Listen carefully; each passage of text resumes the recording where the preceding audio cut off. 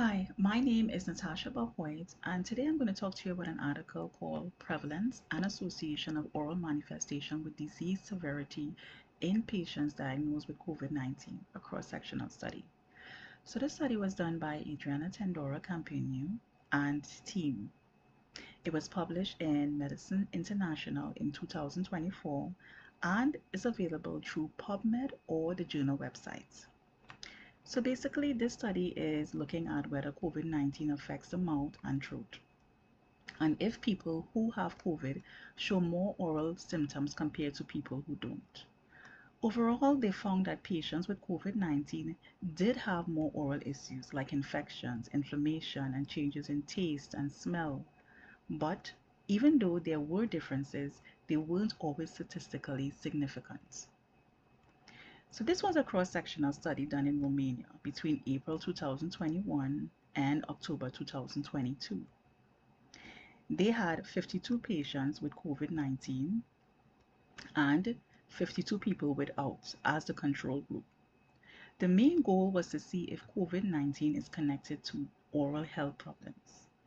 So we already know that COVID affects the body in different ways, but they wanted to focus specifically on what's happening in the oral cavity.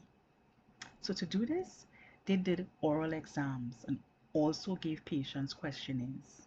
They looked at symptoms like oral pain, tooth discoloration and cavities, bleeding and gum problems, tonsillitis, pharyngitis, infections like candida, thrush and herpes, and also changes in taste and smell.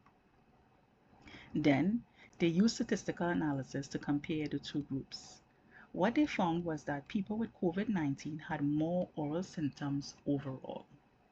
For example, about 75% had oral pain and around 69% had tooth discoloration or cavities. There were also a lot of infections like candida, herpes, thrush, and inflammation like pharyngitis and tonsillitis.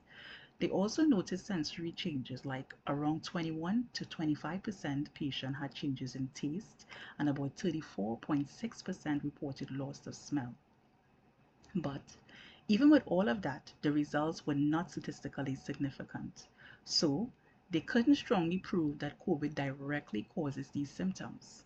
So overall, the study suggests that COVID-19 is linked to more oral symptoms, even though the statistical evidence wasn't strong enough to fully confirm it.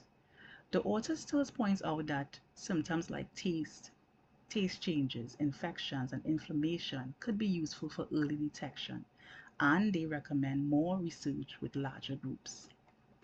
Personally, I think this study is really important because it shows how oral health connects to overall health, and it really highlights how important dental hygienists are. We're often the first one to notice changes in oral cavity, so being able to recognize signs like inflammation, dry mouth, lesions, or anything unusual can actually help identify underlying conditions early. That way, we can refer the patients to get it checked out before it gets worse. Overall, this study reinforces how important our role is in early detection, patient education, and prevention. I'd also like to learn more about whether these symptoms are temporary or long-term and how they can be treated. Thank you.